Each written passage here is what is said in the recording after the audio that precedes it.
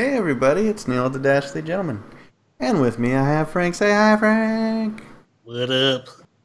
And tonight, we're going to be talking about fatherhood. Sorta. Something like that. You know, we're going to call it fatherhood. That's the title of the podcast. Oh, okay. Yeah, that's what we're doing. We're talking about fatherhood. A surprise! Well, it's more about fatherhood today and parenting and millennials. Yeah, I mean, it's mostly going to be, I guess, fatherhood because that's all I feel qualified to speak on. And we are dudes, so can't really just encapsulate it all into just parenting. You know? No, it takes most of the time 50% additional effort from someone else. At least. So, how you like being a dad, dude? I think it's great. Yeah. Yeah, I mean, it's fun. I think it's a lot of fun, and I also think that it's fun. It lets you experience a whole bunch of different things that you otherwise probably wouldn't have cared about, but you get to see in like a whole new light because to you it's like, yeah, it's a controller, but then like to my son he's just like, oh, Daddy, can I touch it? Like, yeah, you can play with it. Oh, I can play with it. Yeah, and he just, I mean, there's nothing even, it's not even connected. And he just runs around like it's the greatest thing ever. And I'm like, that's cool. Minor things. Or like, you see fireworks go off and this little asshole acts like it's like Haley's Comet, greatest thing he's ever seen in his life, a completely life altering experience. And I'm like, meanwhile, I'm sitting there like looking at fireworks and I'm thinking about like what money I have to spend on groceries. And he's just like completely like melting down. And I'm like, okay, I'm vicariously enjoying it much more now that I'm watching you do it versus just me staring at the fireworks. Well, I mean, he's enjoying it. It's like Yeah, the highlight of his day, week, month. You know, you name it. I think one of the things I love about kids, especially kids that are really young, is that they haven't grown into that like fake it till you make it stage where like whenever they are sad, You fucking know it. whenever they're happy, I mean, there's no hiding it. I mean, they don't even try, and I love it. I mean, like when my son is happy, I mean, he is just super pumped about everything. Whenever he said, "I don't want to, Daddy. I'm sad." Why are you sad? Like, not an acceptable answer, but I get it. You're sad, and so I mean, like when you do something, and it's like you can when you hit gold Sure. because like again the unfiltered reaction, be like like hey, I just got the sucker. Do you want it? Fuck yeah. You do like the Tim Tebow like every time some like you do something good, you're just like,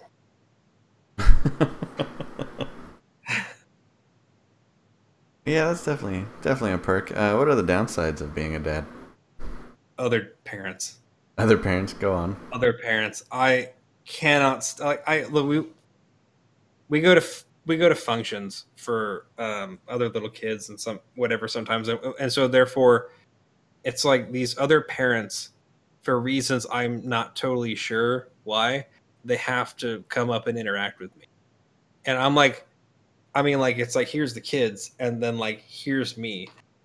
I don't I'm letting my kids play with the other kids and interact with them, and then I just kind of watch them from afar. And like I want to make sure that like my kids don't scratch or bite anybody or whatever. And but beyond that, they're pretty much on their own.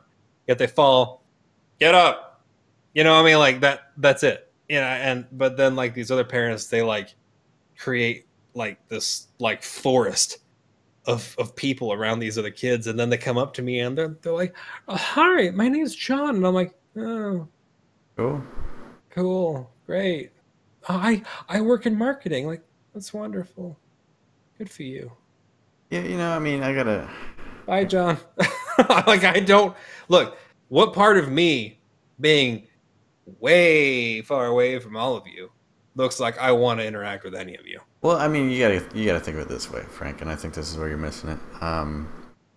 They want to know who their kids are playing with and who their kids' parents are. So I mean, it's a precautionary measure that they take. I mean, even if I don't want to make friends, like if I had a kid, if I didn't want to make friends with other people, which I typically don't, but I'd be like, who's that kid's parents? I want to get to know them just a little bit to know if I need to call the cops because I think that like I've spent so much time like in like the malls where like you have like the general child pit, and then the parents just sort of like they're on the outside, to where like we you know, you just don't talk to each other, and I love that because I sit on my bench and I you know I read my book, got my kids right there, read my book, and no one talks, and it's wonderful. And but then like some of these like, you know, we go out to these little parks and like they come up and they want to shake my hand and I'm like, but like why? I mean, you know, just go acknowledge that. I'm like, and then, you know, and then we're done. You know, I mean, if I could, I would use like I wish that there was a universal like parental flags, you know, like they do in the Navy, like, you know, like not child molester, and then just I'm not. I swear, I'm good to my kids. I'm not a child molester, but I don't want to talk to you. That's another thing that is bad about being a parent. So like just at random, my son, this wonderful tiny human being that brings so much joy to me. I almost destroyed him in an Applebee's because we went to eat, and he's sitting there and he's eating his French fries, and I don't hit my kids. I just don't. I mean, it's because like I don't really ever feel like I really need to, and we give him timeouts and whatever, and then we talk to him. And I reached for the ketchup, and this. Oh no, I'm sorry, it wasn't Applebee's. It was even worse. It was Sunday morning at a goddamn Cracker Barrel. So like it's like I mean like all the church going people are all there, you know. And so I reached for ketchup, and this little fuck, he goes like I'm just gonna built him right across the back of the head. And I'm like, and I mean, and like the entire section we were in just got dead silent. I was like, you son of a bitch. And I'm like, I've never hit you in the fucking face before in your life. I mean, like, man, I may or may not have paddled your ass a couple of times, but I mean, like, I've never beat the shit out of you. And he acted like I was just gonna rock his world just right across the fucking jaw. And I'm the rest of the time that I was there were always these grandparents that were like, I get my eye on you. Yeah, I'm like, if he beats that boy, I'm gonna kill him. And I'm like, oh my god, why did you do that? I mean, like, what possessed you to all of a sudden just flinch like that? Like, oh man, he acted like I mean, it's the kind of flinching you get whenever like Daddy took his napkin and he threw all the silverware in it and he just starts balling it up. You know, like I was like, dude. Way overreacting. I mean, I read for ketchup. Please, not again, Dad. Yeah, and I'm like, what the actual fuck, man? So that's a big negative because I mean, like, talk about like, you know, a real fast way to lose credibility with everyone else in the room. Yeah. You know, I mean, like everyone in the room just. The worst part too is there was cops there. Oh yeah, I love it. Love it when you get a group of cops. Yeah, fucking highway patrol is sitting like 3 tables down, and they're like, I'm like, oh come on, you little fucker. And he thought he was being so goddamn funny. I bet he did. Oh, he just was chuckling the whole fucking time we were there, and I'm like, now I really do want to hit you. And I'm like, I'm gonna keep it here. I'm not, but I really fucking want to. If I could, I would strike you down with all my anger. But other parents are the biggest negative in the world for multiple reasons. One, I don't like to interact with people normally, whether they're parents or not. So like when somebody comes up and just randomly shakes my hand, I become like hyper concerned. But like, why are you talking to me? What do you want? You got any weed? And like, so like, I mean, like, I guess like maybe it's just because I've moved to so many places and so many weird things have happened to me where like I just, you know, people start talking and I'm like, uh-huh. And I'm waiting for the dun dun dun where like, you know, like, hey, you know, my name's Phil. I want to suck your dick. Can we go behind the tree over there?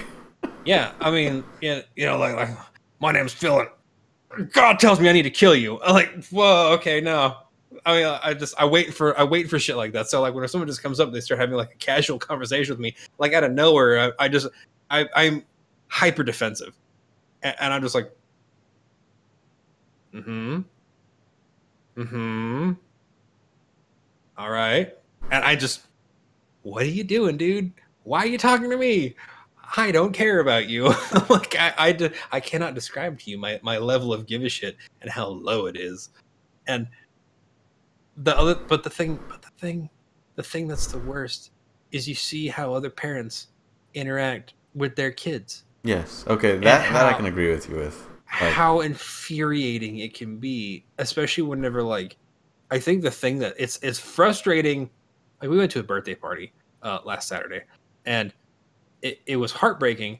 Where there are these kids that they're not the same age as my kids. They're about twice his age. So like six, 7, and they're running around and they're trying so hard to get their parents' attention. They want so desperately for mommy to notice and then to see him do a flip on the trampoline or whatever, and mommy's just mm-hmm. Mm-hmm. It's great, baby. And I'm like, would it kill you to look at him? I mean, like the whole time I was there, I mean, like I had my phone out when he was like on the other fucking end of the park, and I'm watching him, and he's playing with all the kids. I'm like, okay, now I'll mess around on my phone a little bit. Yeah. Because like anytime that he tried to get my attention, that phone's fucking gone. If we sit at the dinner table, phones are in the other room. I mean, that's like a dead zone for whenever like my wife and I we have dinner with the kids, phones are gone.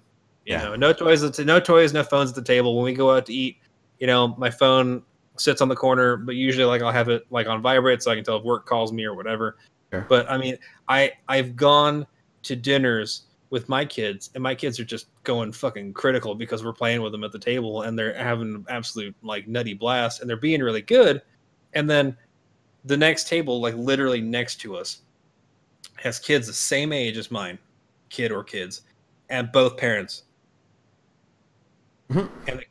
And the kids are just like, you know, mommy, look at this. Mommy, look at this. Kid's got a fucking knife in this hand and a fork in this hand. He's swinging them all the fuck over the place. And parents are,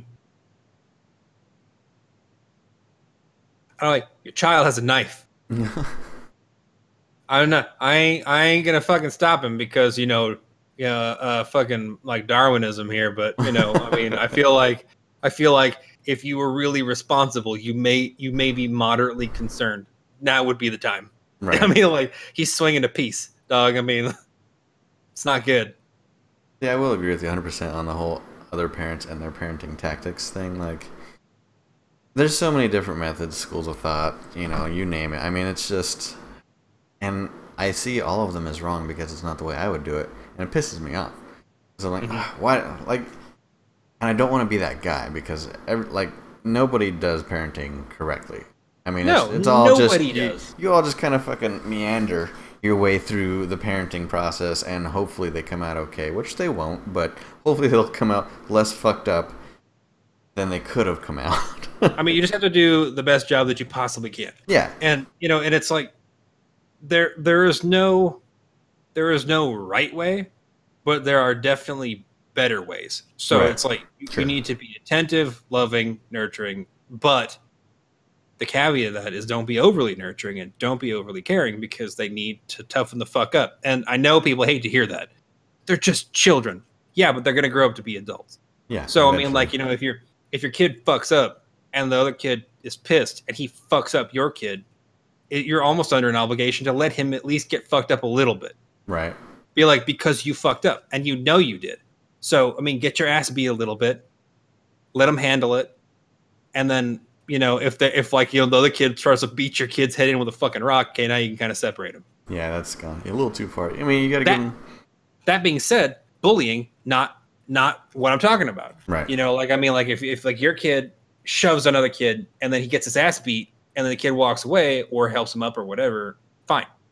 But I mean, like, oh my god, fucking New Ryan sent me a video earlier today of this little girl getting I mean, little girl, like she was maybe 5, and she's on her little tricycle. Oh, dude, my heart's already going again.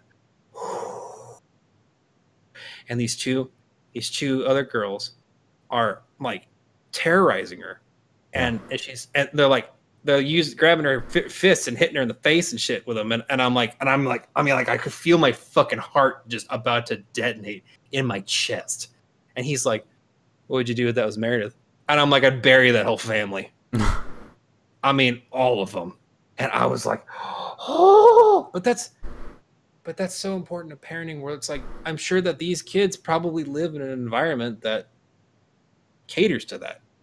You know, And like even if it's they totally acceptable to do that shit. And it's not. even if they don't though, I mean sometimes like I don't know, I was never and this is gonna kind of segue into, you know, personal background and history, but like I was never taught that hitting is okay. I was never, you know, in an environment where there was a lot of abuse, but for some reason when I was a kid, if I was bullied even a little bit, I'd just fucking rage out and almost murder somebody. Like I remember the last time when I was a kid, when the furthest back I can remember, I was literally beating a kid to death on top of him, just wailing on him, and my mom had to pull me off of him. The kid was all bloody, my fists were bloody, and I almost took a swing at my mom. And she had to, you know, yell at me and stop me, and she said, "Neil, it's mom." And I'm like, "Oh," and then I started crying. And she said, "What were you doing? Why were you hitting him?" And I was like, "He said you were fat." And she's like, Oh, your mom is so fat, jokes. and she's like, "I am fat." Good on mom. You know, I'm like, but I mean, and nowhere in my household was I ever taught that hitting is okay. In fact, I got, you know, punished for being any sort of violent towards anybody else. But I mean, you can't blame anybody for that but me. That Right. was, I mean, yeah, I might have had you know, that's the way I am. I have a lot of pent up anger for whatever reason, but I mean, no, that was never you know, explained to me that hitting is okay. So I mean, you gotta take all that background into consideration. Yeah, I was going to town on the kid. Am I wrong? Yeah, absolutely. But it wasn't my mom's fault, you know. Right, right. And I do agree with that, limitedly, because, you know, I was the same way. My parents was, you don't start fights, but I mean, if a fight is started and somebody takes a swing at you, then you are obligated to finish it, Right. and moreover, you're obligated to win it. So I'm like, okay, fine. And so, but at the same time, let's just say, take this little video as an example. And so then there were 4 children, grand total, Mhm. and they all basically took turns terrorizing this little girl. Now, would you say that even though these children were approximately, say, 7, Sure. would you say that these children would be able to participate in that level of mob mentality, given that they're all brothers and sisters? Or would you say that if all 4 of them are acting the exact same way, would that be a productive environment? Hard to say. It's very hard to say. I mean, there's no way to tell, and unless you can actually spot it happening. I mean, Unless, like, you, like, go into the house and, like, yeah, like the mom is doing it too, and then you're like, well, obviously that's where it's from. right, absolutely. I mean, Okay. there's no way to tell, and even if everything looks okay, maybe they just developed a little game within each other, you know, and their parents have no idea. They only do it outside of the house. They did this. I know that it's been a long time, but they finally got an interview with the Columbine shooters Okay. mom. They had an interview with her Mm. where, like, and I guess, like, she's just been, like, amazingly traumatized since it happened. I bet. Shock, I'm sure. But they asked her, what were the signs, and she's like, there wasn't any. I mean, like, every day we had dinner and we had good conversations. We had fun with each other. We talked. They didn't, I didn't think they were hiding anything from us. We had a good, wholesome family life, and then they just killed a bunch of people. So I'm like, that's why I can dig in some certain degree that some people are just wired wrong, Sure. where they just, they're like, I'm going to kill people. My life's fine. I'm not angry. I'm just going to kill a bunch of people. Yeah. Or I'm just going to be unremittingly violent. My parents hate it, but I'm going to do it. And that's personal choice. That's like, what would you call it? Animal instinct gone awry. Sure.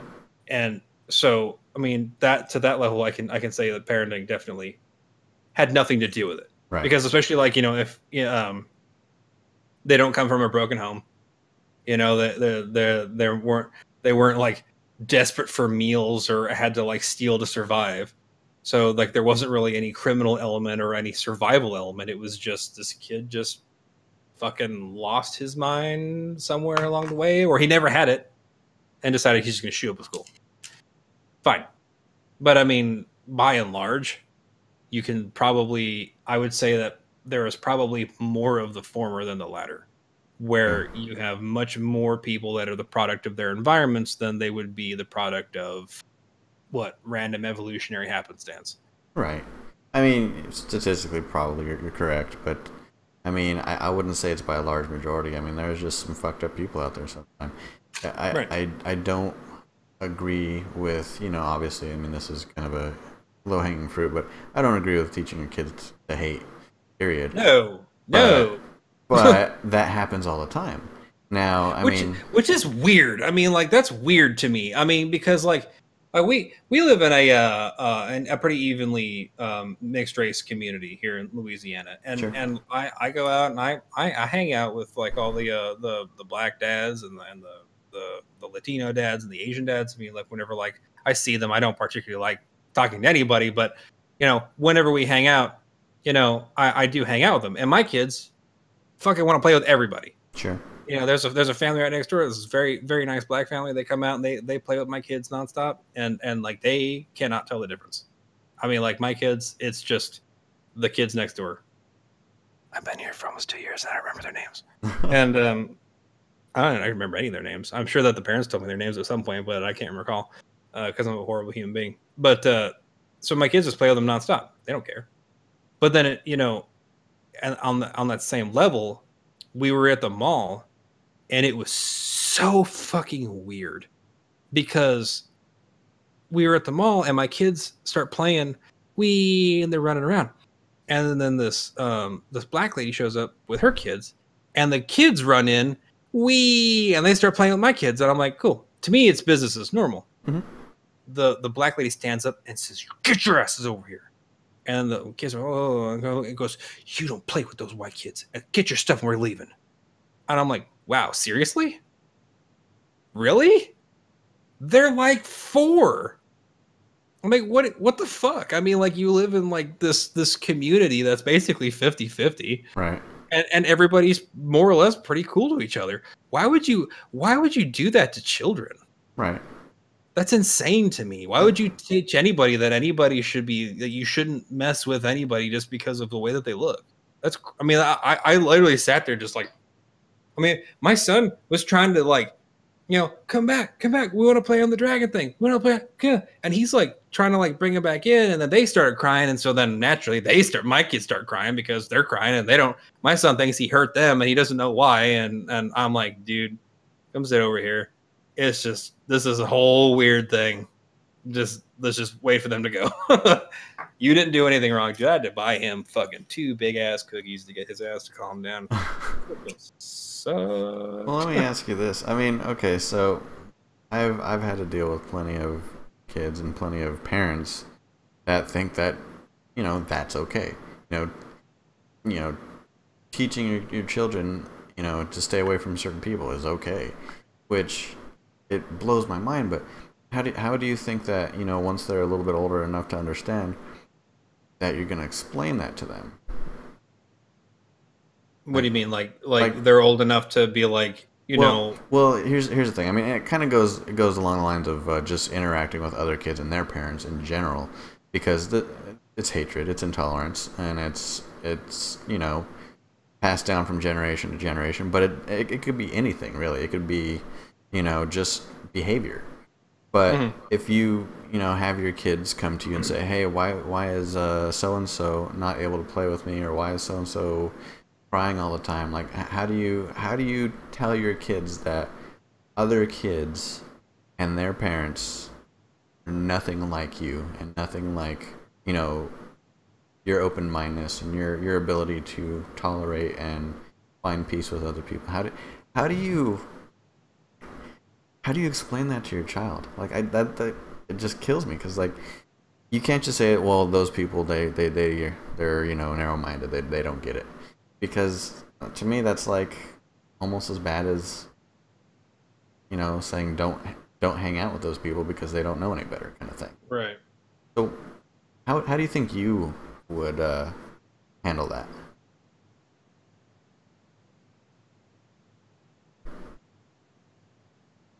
And by the way, while you're thinking about that, got Kyle saying, "Thank you for your chat. We definitely agree with you." Oh, I didn't even see any chat. Yeah. Why is my chat not showing up, You Neil? gotta close it and reopen it. You are the worst No, that's how that shit around. works. Um, definitely. I agree 100% with the don't swing first, but finish the fight kind of thing. If somebody lays into you,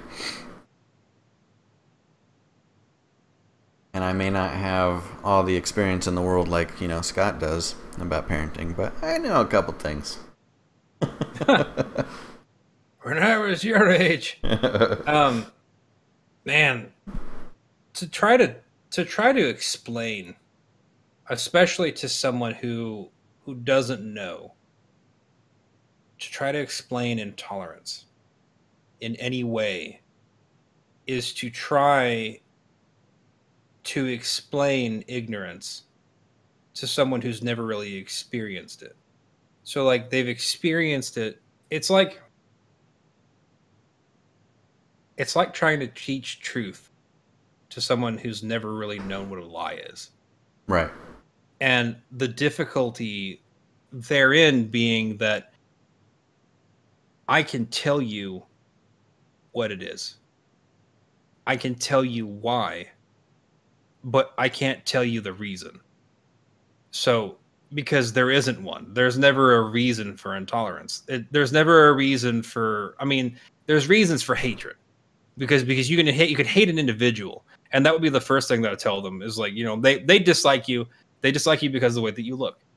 You, as an individual, need to make the choice for yourself. Are you going to reciprocate with the same level of ignorance, or are you going to rise above it and not hate them because of what they look, not hate a group of people because of what they look like? It is perfectly okay to dislike and or hate an individual because of what they do or what they say. It is not okay to hate an entire group of people based solely on the predications of their skin color or their location. And that would be the best that you can do to try to explain that, because it's like, I cannot make your mind for you. You need to choose. Do you be the better person? Do you choose to respect yourself enough not to be intolerant and not to hate for nothing? Hate for something, I mean, don't it's un-American to do anything for not getting anything. So I mean, like, if someone gives you shit, hate them. I mean, it's the American way. But I mean, if there's nothing there, and your only recourse is, well, they don't like me because I'm white. Well, fuck them. I mean, then do you turn around and say, well, I don't like them because they're black? The No. cycle continues. Yeah, because that's how you keep it going. They just say, well, then those individuals are stupid. Those individual people are ignorant.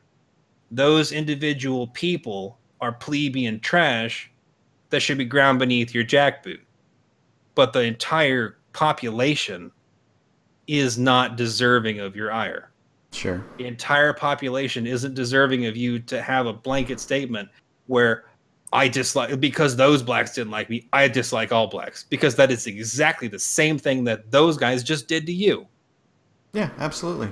So Absolutely. I mean, that's the only way that I would be able to explain it. I mean, and it's really kind of like a no explanation, because it really is 100% going to be determined by uh, the level of frustration. It'll be determined by the level of aggression between both parties, and it'll be determined by his experiences in the environment. And hopefully, I will have provided an environment where that kind of thing isn't something that he's going to find appealing. I would be truly truly crushed, if my kids end up being narrow-minded bigots. I don't even know. I mean, like, I don't even know how I would be able to deal with that. Just because, like, to me, once you get yourself so focused on an answer, you don't really pay attention to what the important questions are anymore. You've already determined what the end is, and that's insane to me. I mean, because now you've decided to be ignorant. You've Right. decided not to seek anymore, and that's I couldn't function like that. Right. What ignorance brings is basically you have the answer already, and any and other evidence that may prove that wrong, or maybe even take some weight away from the answer, um, is either not important, it's wrong, or you're going to twist it to fit your narrative. And it just that's the problem with ignorance. I mean, Thing brought up a pretty good point, but I kind of disagree with it. He says bias based on phenotypes is evolutionary. Birds learn to be scared of snakes and categorize them all by their physicality. Humans are no different. I agree with that statement, but I do disagree with the fact that humans are no different, because of the fact that we're talking about humans and other humans. If it were humans and like a grizzly bear, yeah, we're gonna be like, oh fuck that. But by nature, I mean people and animals want to survive. They want to live on. So because of that, we see a threat, and we get in the defense mode. Now, your fellow man isn't necessarily a threat, but anything can be a threat. But to automatically say, I saw that one guy look just kind of like him, and every guy that looks like him from now on till the end of time, is I'm gonna be on my, I'm gonna be cautious. But that usually stems from a bad experience, or it stems from being taught by your parents that that person is dangerous, and people just like them are dangerous. Because I mean, kids don't know any better. They don't know to hate until you teach them to hate. They don't know how to defend themselves until you teach them to defend themselves. I mean, there is that survival instinct, sure, but that typically doesn't kick in until after you're being attacked. Unless you're taught what to look for. And you might be taught by your parents, or you might teach yourself, hey, that was a scary incident. I don't want to go through that shit again, so from now on I'm staying away from people like that. That's my take on it. I could be wrong. I agree and I disagree. I actually would say that I lean further towards Sang's explanation than I would yours, although I do agree with both, sort of. Okay. The reason why I say that is because, let's just say, like, there are essentially, I guess, tells. Yeah. So he says, of course, but humans are still tribal. We use clothing, tattoos, body language to communicate that as well.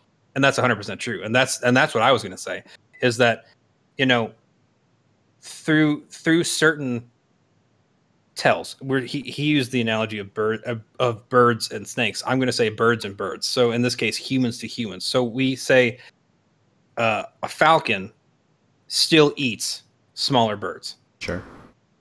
It has everything about it that shows that it is a predatory animal, and it is terrifying. Say if you're a finch. So say we're going to use the finch falcon. So your finch, little old white lady, gets into an elevator, and there's a 6'7" black dude covered in prison tats, with his pants down to his knees, covered in chains, and he is just giving her the evilest look on the planet. That would be her fear response by this discussion, as far as evolutionary goes, would show that she should, by this definition, leave the elevator. Sure. and seek somewhere else, because he is giving every indication that he is the Falcon, and Sure. he will almost certainly cause her some level of grief. Now, that is an animal instinct. The idea, however, as per his previous statement, is that humans have developed rationale, which puts us slightly higher than an animal, though we are still animals as far as our phylum, etc., is concerned.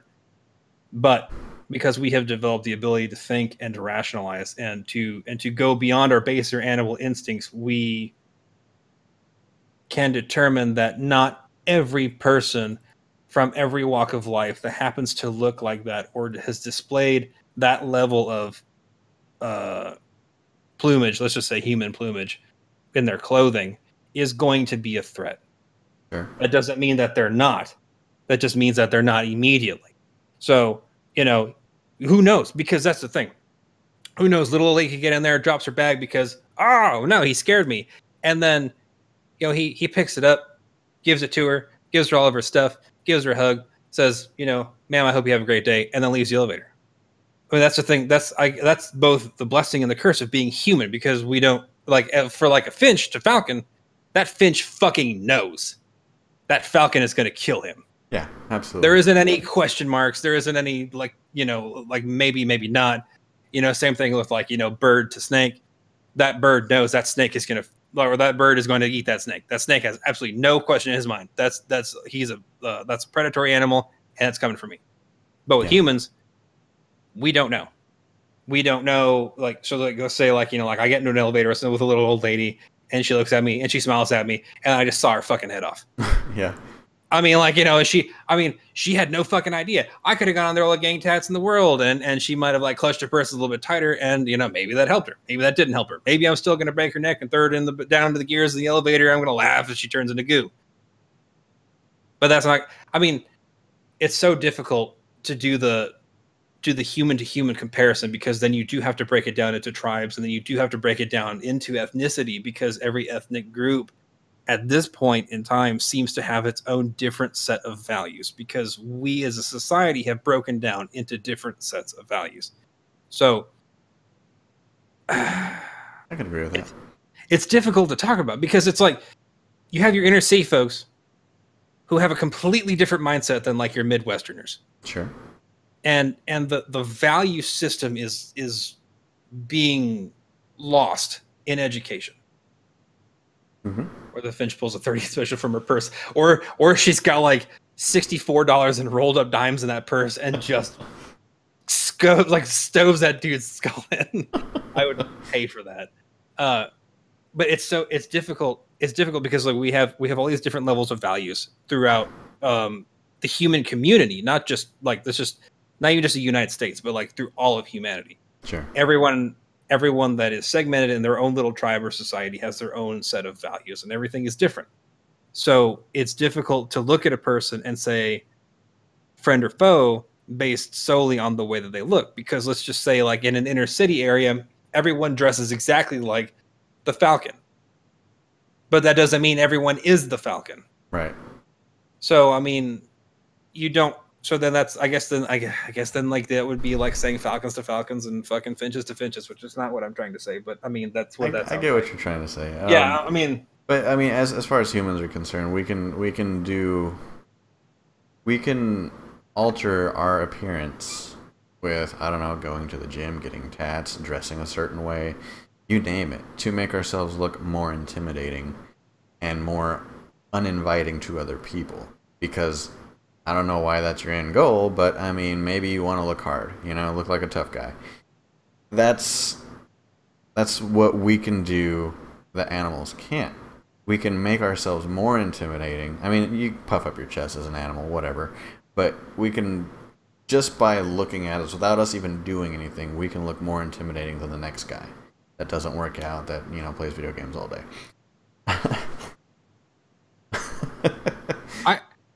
I guess for me, I guess because so you have the guy that is noticeably thicker, harder, bigger. He's trying to be intimidating. Sure. To me, that's actually less intimidating. And the only reason why I say that is because there's no surprise, because you can see him and you go, right. That dude is trying to be hard. You Right. know, like if shit happens, it's probably going to be that guy. What you don't see is like the little guy behind the counter that's got a pocket protector, and then he whips out like a fucking 12-inch knife and slits your goddamn throat. Right.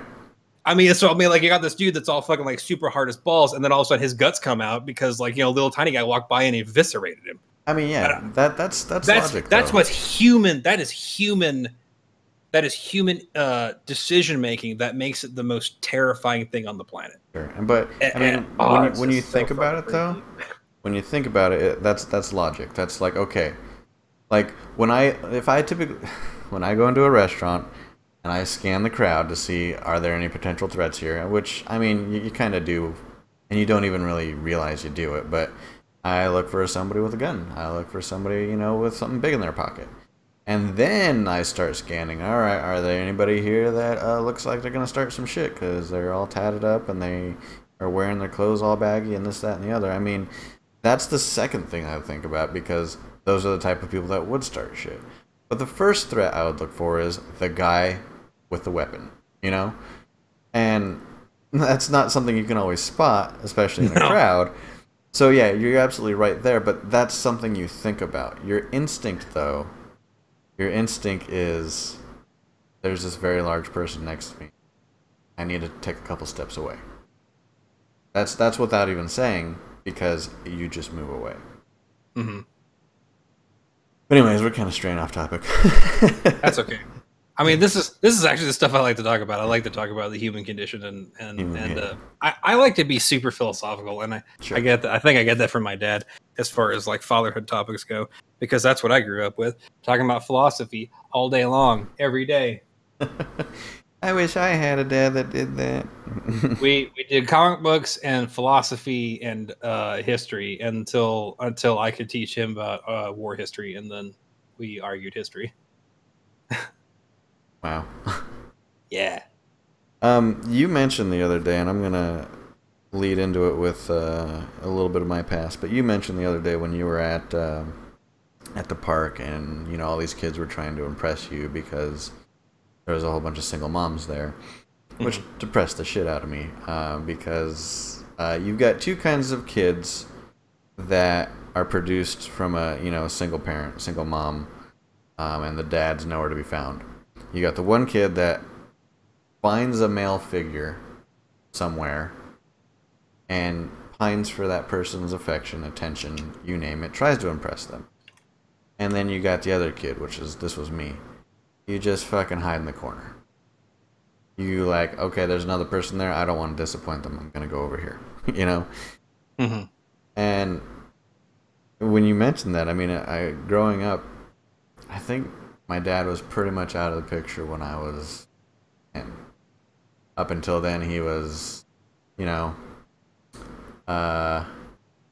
just an unreliable person because he was a drug addict. Now, after he was gone, all I had was my brother, and my brother and I fucking hated each other because he was 7 years older than me, and he was trying to get some tang. And I'm over here cock-blocking him every step of the way because I'm this little kid pining for my brother's attention. So he was technically out of the picture.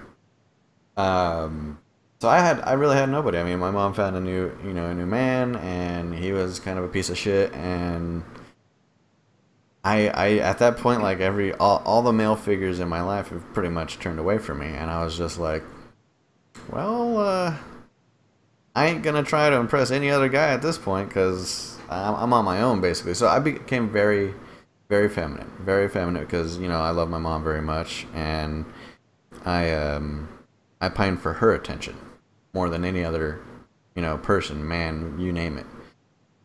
So when you mentioned that to me about all the single moms, I was just like, that's so depressing because I lived that shit. But I live the opposite of it. Yeah. Like, what's your take on the single mom situation? I mean, unfortunately, because of the way that society is now, and the way that deadbeat dads have given any kind of dad a bad name, pretty much, where from what I've seen, you'll see 9 times out of 10, if there were ever a custody battle, mom's gonna win the custody battle, even if she's a deadbeat mom and the dad's stellar. The dad has to fight even harder for that shit. But it's not without reason. I mean, there's so many deadbeat dads out there. What's your take on how these kids without a father, a positive male role model in their lives, what's your take on them? And like, how do you think they're gonna grow up? How do you think that they're gonna cope? Well, I mean, there's a rather lengthy CDC article that you can probably Google and look up where they have a lot of different statistics. I'm not going to try to name a lot of them just because I can't off the top of my head, but I know that the amount of saying says I was raised by a single mom as well. I don't think I ever looked for a male role model. Well, that's good. I mean, good for you. I know that the CDC says that as far as single mother single mother households go, that there is a noticeable change in the way that the children in a single mother household interact with other people, and that they become substantially more selfish, and that they become, because I guess the way that, I mean, you can tear me apart if you want to, sorry, but the way that it was explained is that the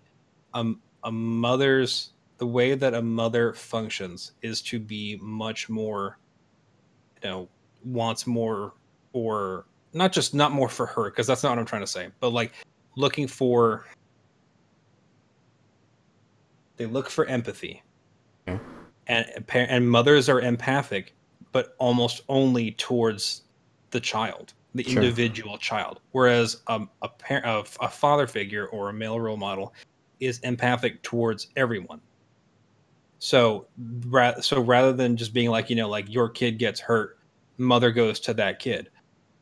Kids get hurt, father goes to kid and other kids and be like, are you guys okay too? And that has a significant impact on the majority of people polled. I'm going to say the majority of people polled, so you guys don't like cut my sack off. And of the majority of people polled that the CDC found, they exhibited more selfishness in a single mother household. So, I mean, I don't know how that works. I'm not a psychologist. I do find that the report was fascinating, but I also don't live by them. All I can say is that, like, of the things that I see, like, I'm going to use solely the example of the Elevation Park thing that I went to with the kids for their birthday party. That being said, what I saw while I was there was 30-ish kids with moms, and it was almost 1-to-1. So like one mom, one kid. I was the only one there that had 2, and AMTs, and it was interesting to note that whenever things happened, my son was having the other kids following him, and when another kid fell or got hurt, then can they not hear anything? Everybody else has been hearing it, so okay, good. So when another kid, when they were running and another kid fell, all the other kids ignored said kid, and then my kid turned around and helped him up. Are you okay? And I found that fascinating because it was a whole lot of children in one area completely ignoring another hurt kid. And the only thing readily available for me to prescribe it to being a difference is that I'm literally the only dad here.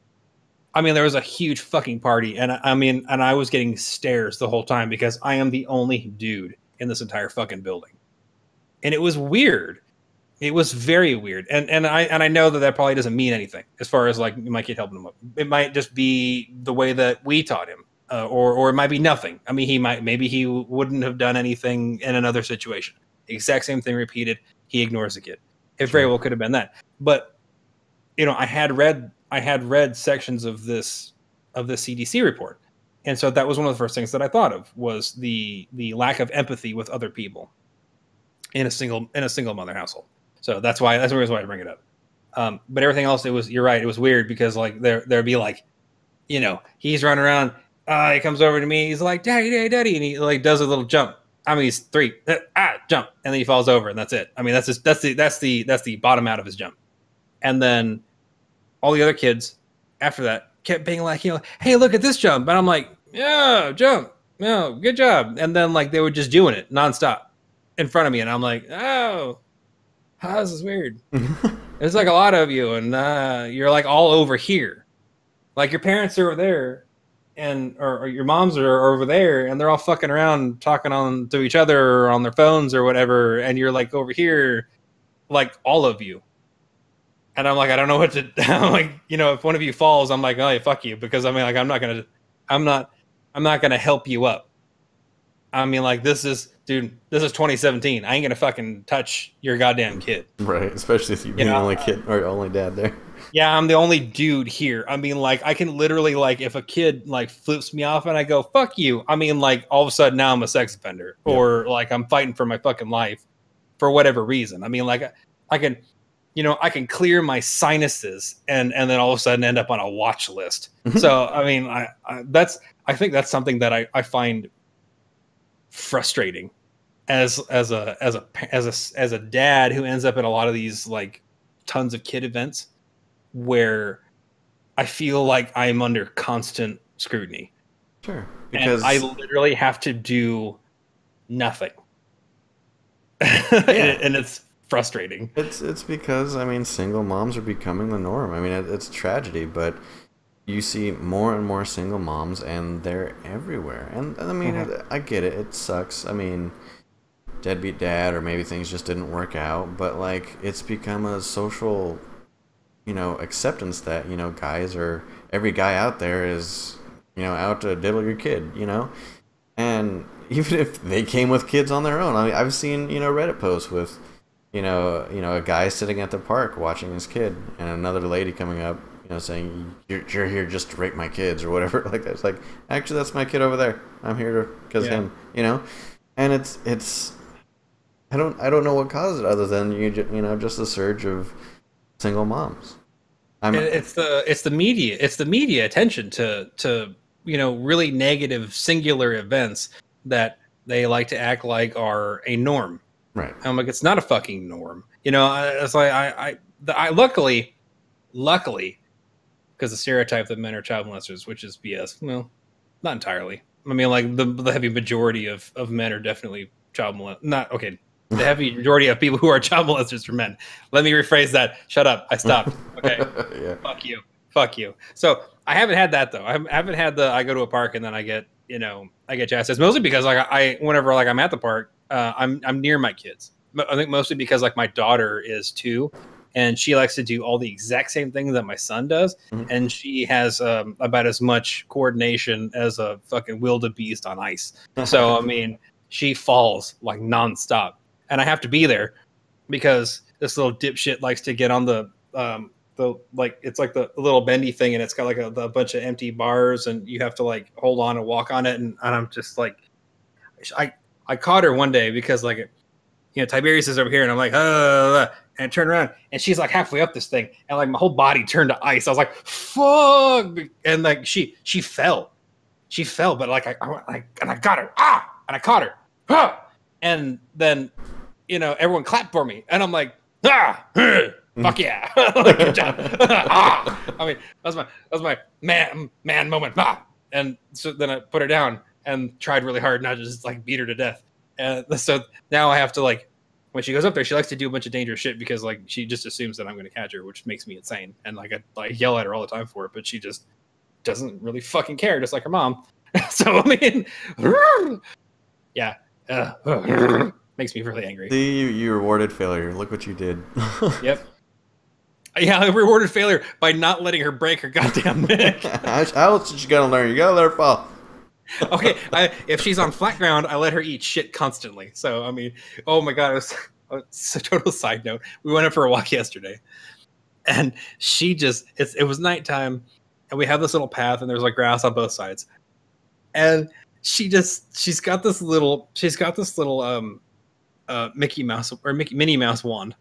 And she throws her arms in the air and lights up this wand, and it's dark. And she just takes off down the pavement or down the little pathway, and she goes, "Go get me, Daddy!" And then I see her hit the dark and just go, and I was fucking dying. I was laughing so fucking hard, especially considering that like she went like right into the grass, and you heard her just go, "Phew," and then you hear the. I'm like, oh god. But yeah, so I haven't gotten the evil looks at a park because I'm mostly, like I said, I stand next to my kids for the most part. Right. I think at this point it's mostly defensive. That like I do that because of I stand next to my kids because of that. Right. Because I feel like if I'm just like, like if you're sitting there like, like what's up, babies? You know what I mean? Like, I feel like, I'd be like, whoop, whoop. No, fuck. No, I just look like a pedophile, but I really am not one. I am deaf. Yeah, I'm like, those two children are mine, which actually would probably sound even worse. Those are mine. Yeah, you like point out, I'm like, those children are mine. Whoop, whoop. Poured in there. God damn it. Oh man! All so, right. You know what you're doing here? Yes, I brought a turkey baster.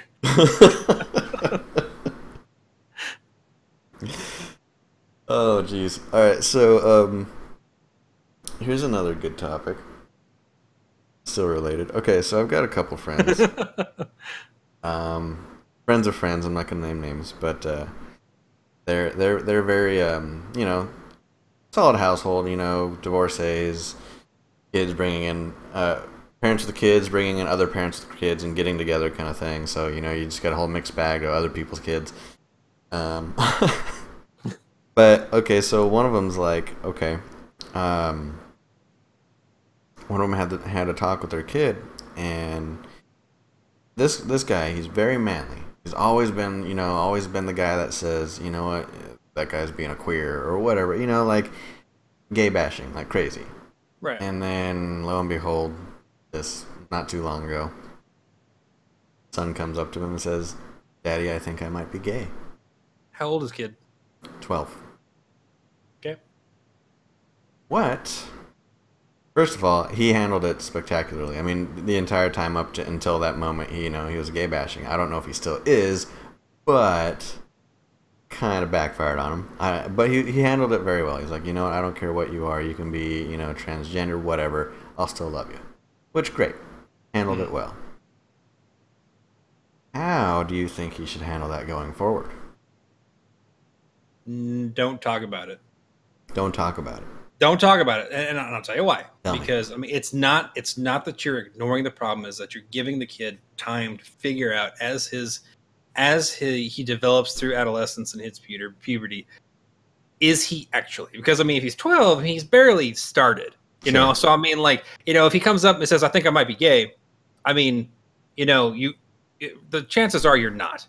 Chances are, I mean, you might think that you are, but like you haven't 100% figured it out yet. Usually, like whenever somebody tells you, like, like, "Mom, Dad, I think I'm gay," like, I don't really care until you're like 18. Or 19, because like you're closer to the end of the cycle whenever you're finishing your sexual development. Sure. Because then it's not like a question, it's not like, "I think I might be gay." No, you either are or you aren't at this point. I mean, and you will have 100% grip on your personality and know, am I or am I not? I think it's great that he was like, chances are children don't know the age of adolescence. You think so? Define adolescence. Or we're talking like 12, 13? Yeah. Does it really? It depends. It really depends on the kid. I mean, sexual attraction starts at a young age. It could start at 9. It could start at 16. I mean, it depends on the kid, to be quite honest.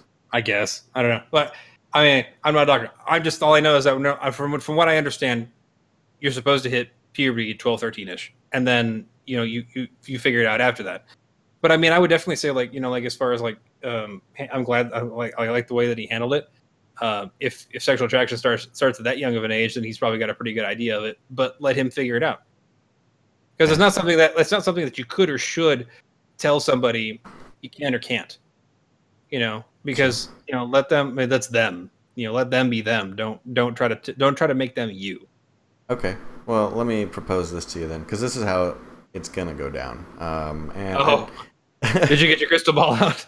No. This is what was said was going to happen. So, it's not that I see the future. It's just that the plans have already been set. They are planning on putting the child through counseling, and not necessarily to, hey, are you sure you're gay kind of thing. It's more of a, hey, talk about this for one. Let's talk about it and tell us how you really feel, because that's kind of a big thing. Let's make sure that that's what you're really into, for one, and for two, if you are into that, unfortunately, we're still not there yet where you're not going to get eviscerated by your fellow friends or everybody for being different, especially being gay, since there's still such a negative stigma against being gay. So being able to talk to somebody and deal with that, a counselor, somebody that specializes in something like that, might actually help. I think it's a good idea. I think that anytime that you could talk to a counselor about anything that you're feeling on the inside is a good idea, unless you're me. But then, so I guess like my reasoning is because that person will have a lot of experience dealing with this particular subject. So that person at this point, you could probably refer to as like being an authority. Yeah. And that can help you in multiple ways, especially like if you go to them repeatedly. So let's just say, your young chap decides to go out and tell his friends, hey, I think I might be gay. And then immediately, he's ostracized from the rest of the group. So that he no longer has friends. Right. So then, he's crushed, he's confused, he doesn't know what to do with himself or his feelings. So then he actually has someone who is an older person that is an authority on the subject and can help him be guided through his feelings, not necessarily like, hey, are you sure? Are you not sure? But you need to be able to talk about what is happening to you, not necessarily as far as sexually, but as far as what's happening socially. Right. And know that it's not your fault.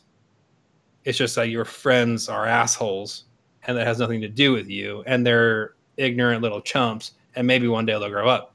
Right. And having that pillar, especially for a young person, would be beyond critical. Because I mean, especially like, your parents will fucking say anything to you. Right. I mean, like you could like come home carrying a hooker's head in your hand and be like, Mom, Dad, I think I fucked up. And your mom and dad would be like, you're beautiful just the way you are. I mean, because they love you and they want you to feel good about yourself and they want you to be happy. Why did you only take one? You should have bagged two if that's what you're into. I mean, that's great, dude. Let's go dig a hole in the backyard. Yeah, I mean, let's go. I mean, Daddy will go get the lye and we'll melt this bitch down. So, your parents will say fucking whatever. So having like a third party that has absolutely nothing to do with you beyond anything other than a professional capacity. Like you went to go see a doctor and the doctor sat there and talked to you about this at length. And the doctor gave you information and told you basically it's okay. Right. Because it is okay. So then you can start to cope with yourself and realize I am not a problem. I'm not a freak. I'm not a monster. I'm not disgusting. And especially for a child going into their final formative stages and right before they become an adult, that's incredibly important. So I think that's a wonderful idea. I think that a lot of kids should go through counseling for multiple reasons. I mean, like, that's a fantastic one though, especially since, like you said, there's a huge social stigma with being gay or, whatever. So I don't know. There's like 30,000 different ones now. I don't know what they all are. I'm sorry. Just too much to keep up with. Yeah, you know what? And here's another, side note to the whole counseling thing is, you could see this even in like, I don't know if you ever watched the Sopranos. Nope. But talking to somebody, I mean, counseling, seeing a shrink, is seen as such a bad thing. I mean, in Sopranos, the first few episodes, Tony Soprano is speaking to a psychiatrist because he's been blacking out because of his anxiety, his rage he has while he's murdering other people. So um, he basically says to her, "Hey, you cannot let this leave the room, or I'll kill you too. But I really need to see a shrink." He's basically one of the heads of the mafia, Mm-hmm. and the rest of the mafia is gonna say, "Oh, he's seeing a shrink. He's telling our secrets. We gotta kill him. We gotta whack him." Right. You But remember that movie? Fucking Analyze This. yes, yes, Yeah. yes. Basically the same thing. Yeah. Um, but I mean, even if you're not in the mafia, which most of us aren't, um, Frank, um, I mean, it's seen as such a bad thing. Oh man, you got problems. You got problems. It's like, no, dude, I just recognize that I have problems and I'm willing to talk about them. Everybody's got problems. You just aren't, brave enough to actually talk to somebody about it. You know? Right. I mean, it's like, the like, so it's like you finally get like finally get the gumption, the desire to go and you talk to somebody, talk about your problems, and then somebody says like, you got problems. No, I have minor issues that I would like to speak to somebody about.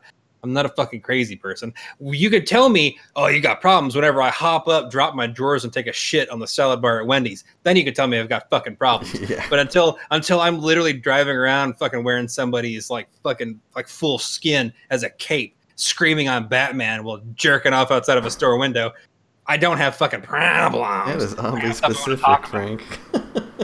Look, I'm not saying it's not necessarily a dream I've had, but I feel like it shouldn't have to be said at this point.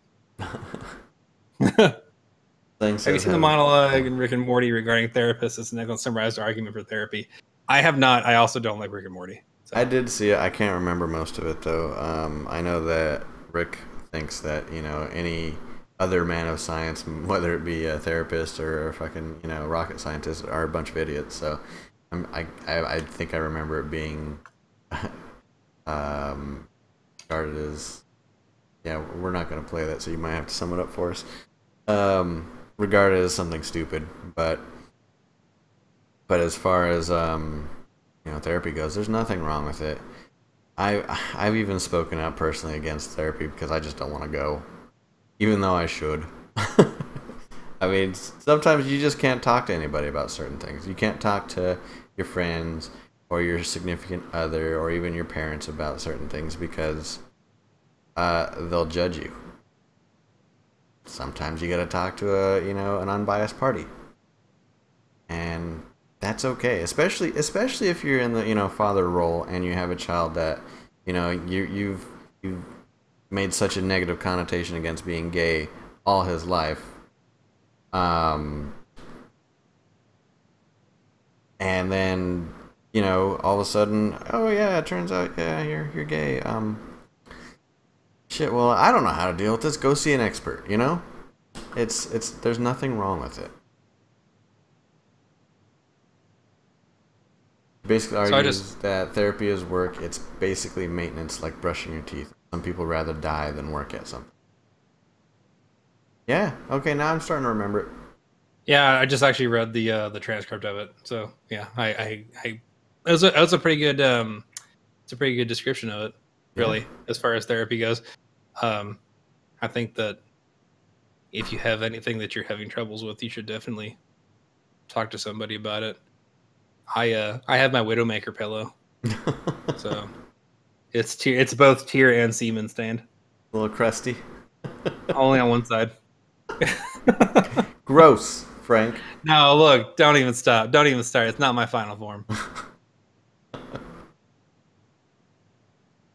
So, what do you think, and let's get a little bit more personal here, what do you think in your own childhood, what do you think was your high point in when it comes to being like father-son type deal? What do you think your high point was?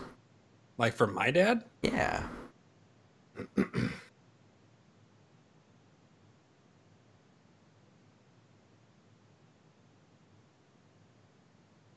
First time that we went to Death Valley for no reason. Death Valley? Mm-hmm. Why? I spent My dad worked 7 days a week, and he worked just an ungodly amount of hours. And my mom was super sick; she was dying, and I had spent the entire 2 months taking care of her, day in day out. I mean, it was my summer, and all I did was take care of her every day, Right. all the time. And so at one point, uh, we had someone come in and watch out for a few days, and I was like, but why? Because I've been here the whole time. And then my dad shows up, and I was like, okay, what the fuck? I thought you were supposed to be at work. And he says, well, I'm gonna take about a week off. And I said, okay, well, why? He said, we're gonna go to Death Valley. I was like, that's random.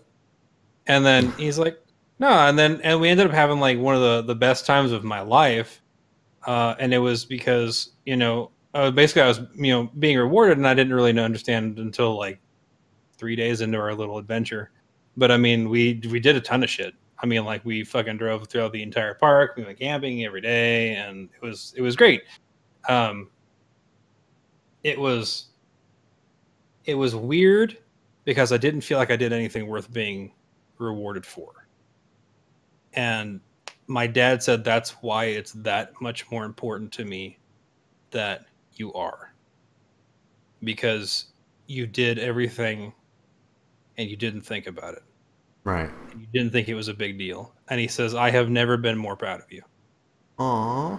Which turns out that's not true now, because I got my degree and then, all of this shit. So there have been other better moments, apparently. I think since then. I think the kids thing and then the jobs have been pretty high up there, especially whenever like you get people calling in from Fortune 500 companies specifically asking for me, and I think he gets kind of like, yeah. Yes. He definitely enjoys that. That's very cool. Mm-hmm. I before my dad left, well, he didn't really leave. We left him, but my dad used to be a really good guy. He used to make sure everything in the house was done. Do all the chores while my mom was at work. I mean, he was a roofer, a contractor, so he didn't always work. He only had work when there were jobs to do. But when he did those jobs, he got paid shit tons of money. But I think the highlight of me and my dad was, and it wasn't even really him. He took me to one of his job sites, and he was doing a roofing job for this rather wealthy person, and I got to hang out at their place and go swimming, and we never had a pool before, so I mean going swimming was such a huge deal, and it was a really nice pool. And then can't remember the guy's name. I like right on the tip of my tongue too, because it's like echoing in my head. I think it was like Keith or something like that. But after I was done playing and having a great time, and Keith basically said to me, he's like, "Hey, you got a great dad, and he's got a great son. You're welcome here anytime, and just know that if your dad keeps up what he's doing, he's gonna be rich.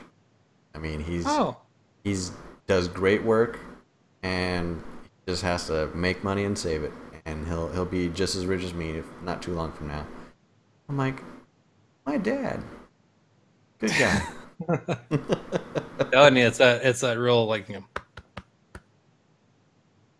course, then he started doing heroin.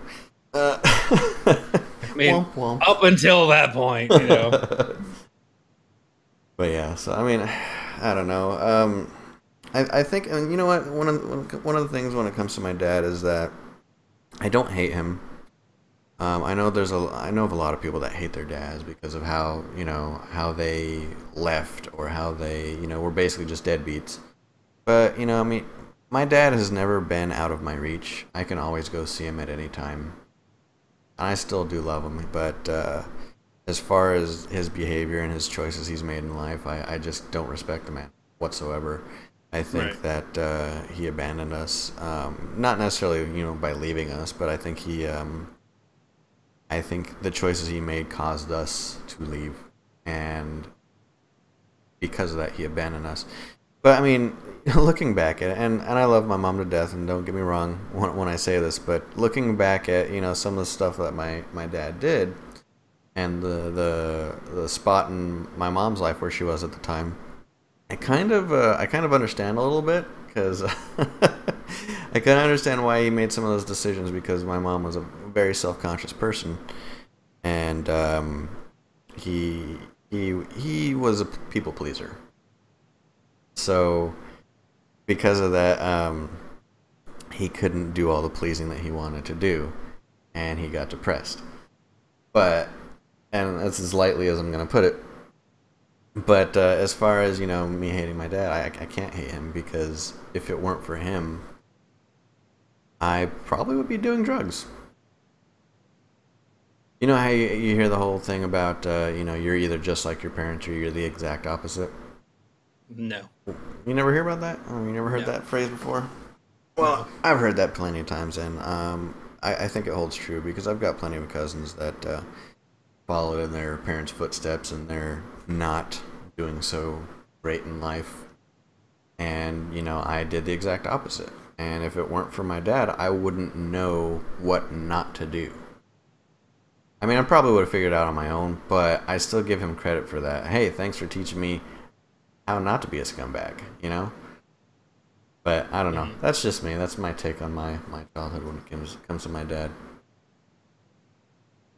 But eventually, I did hate him for the longest time, but eventually I did let it go because, yeah, you're saying you're absolutely right. He says there's no reason to hate our parents. Parents have literally no obligation to the children outside of social constructs. We are told our parents owe us a great childhood. Why? I mean, they don't owe us anything other than can you at least make sure we survive? But as a parent, I mean, I can't say this because I'm not a parent, but I would think that as a parent, you'd want your children to have a good life, if not better than yours. You want your children to be better than you. You want them to have a better life than you had. Is that not the case, Frank? That is 100% the case as far as I go. But he is right. Parents have absolutely zero obligation. I mean, other than through what we as a society and a culture have decided that they need to do. So they don't have to. They should. So, but the thing is about like a society is that like there's again goes back to the arguments that we've had before about the difference between ethics and morality. The ethical man knows that a thing is wrong. A moral man actually won't do it. Right. So this is kind of like a little bit of a dip of both. As a societal construct, and the fact that we live in a civilization, society, groups of people, if we were in a pure animal anarchy, the parent has absolutely zero obligation towards a child. True. You birth it, you dump it, fuck it, it's on its own.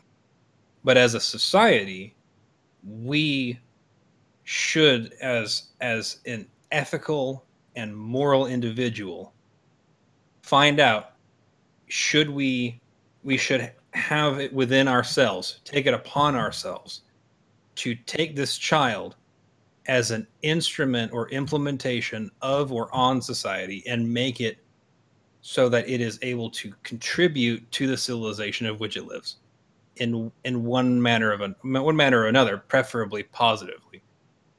That is the human element, the humanities element, I guess.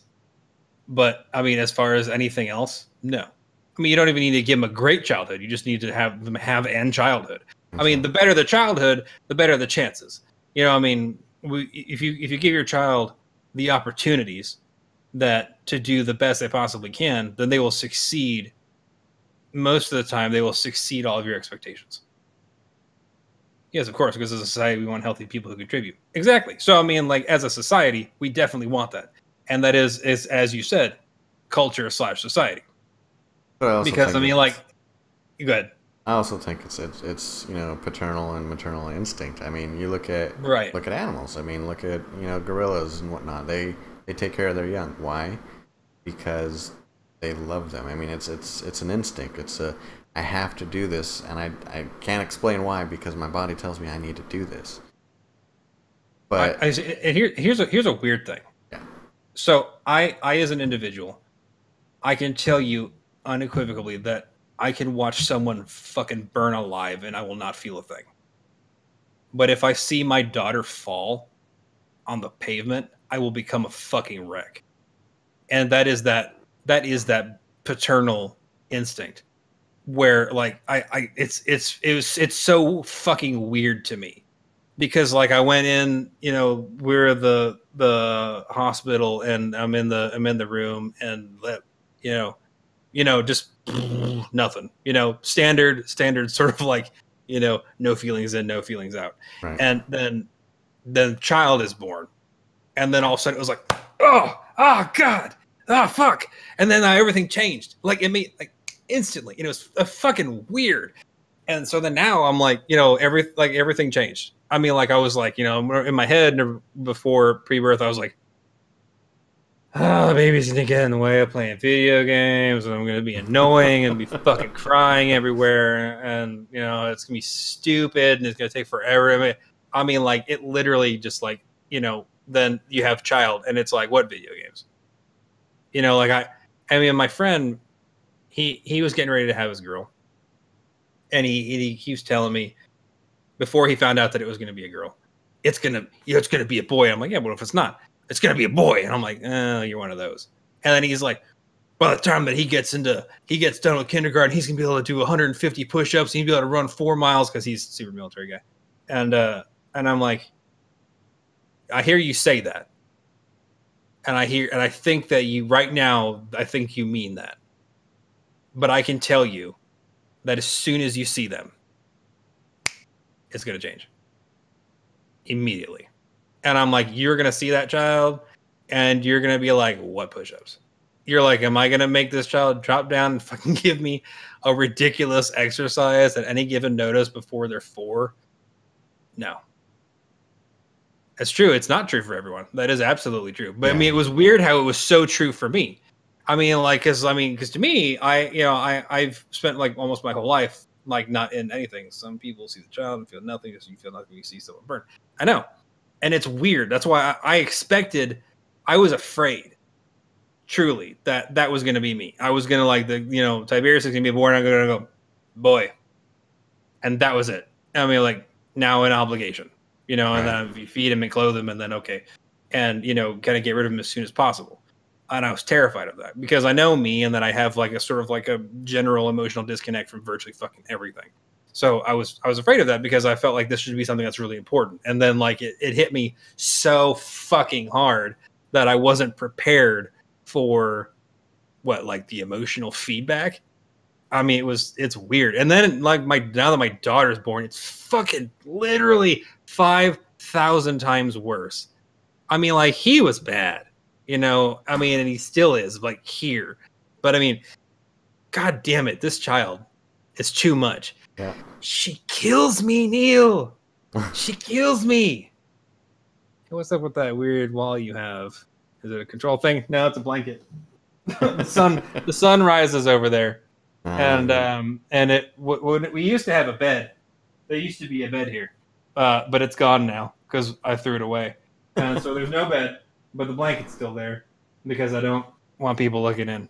So. Oh, did you? Okay. Snap. Okay, so real quick.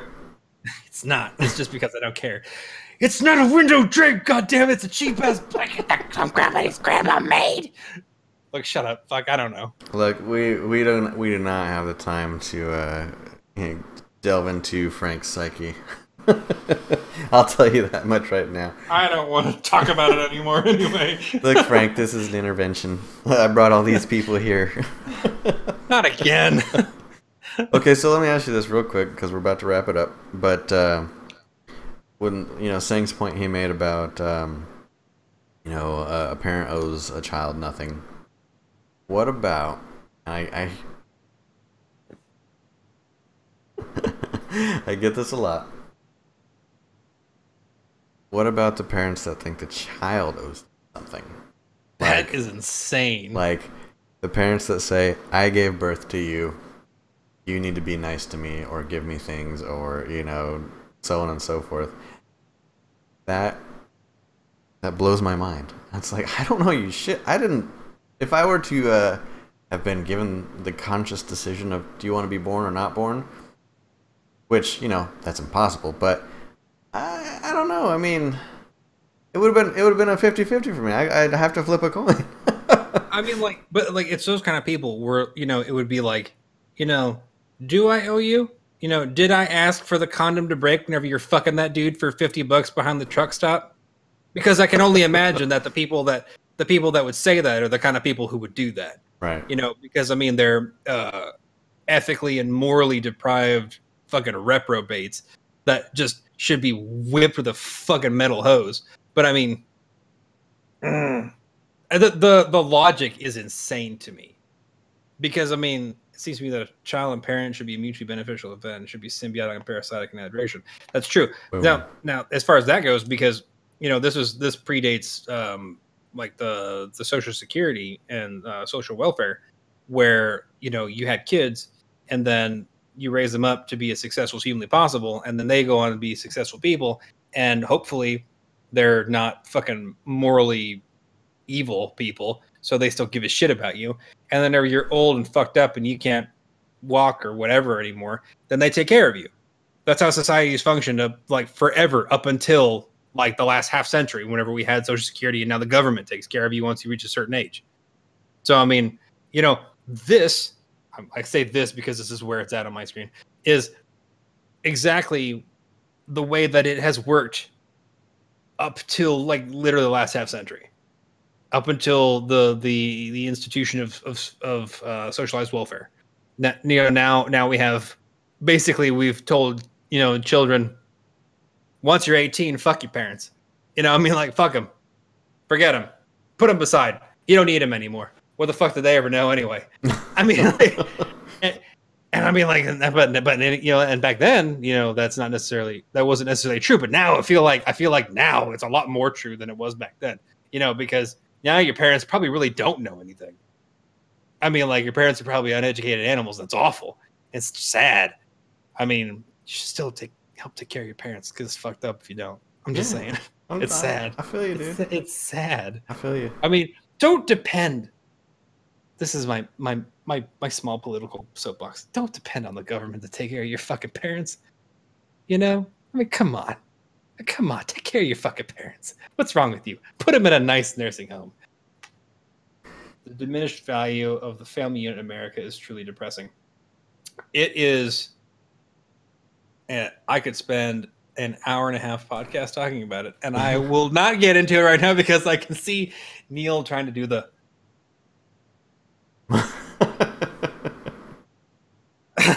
We're approaching the 90-minute mark. You practically watched an entire movie now. And nobody got naked. How disappointing. No, it's not. It's not disappointing at all. Jesus. Jeez. Wrap it up. I want to kill noobs. Yeah, okay. Alright. Well, guys, I really appreciate you guys stopping by. I mean, we got a lot of you tonight. That was awesome. Thank you so much for the chatting, the chatter, and the feedback. It definitely helped move things along, especially when we had that, you know, dead space there a little bit. I like Dead Space. It's a good game. I hope that we didn't offend anybody, and if we did, you should realize that it's okay to disagree with people and not be mad. That being said, I feel like that's pointed. No, just anybody. I feel like you're talking to me. No, we get along just fine. Trump 2020. Stop it. Anyways, like I said, thanks for dropping by. Thanks for watching. Thanks for listening. If you like what you saw, like what you heard, please like us on Facebook, follow us on Twitter. Take a look at, you know, our website, www.dashforthegentleman.com. And, I mean, shoot us an email if you want to. mail@dashforthegentleman.com. We're here. We're here for you. We take subject requests. We do. I mean, if you want us to talk about something that we haven't talked about yet, or even if we have, and you'd just like to hear more about it, We bullshit about everything. It's crazy. Just We're so fucking opinionated. It's disgusting. just fucking tell us. But tell us something. But yeah, no, I appreciate it. Anyways, we will see you next time. Until then, see you later. Goodbye, Frank. Bye, Frank. Dude, say it in a girl's voice. Look at this photograph. Every time I do it makes me laugh.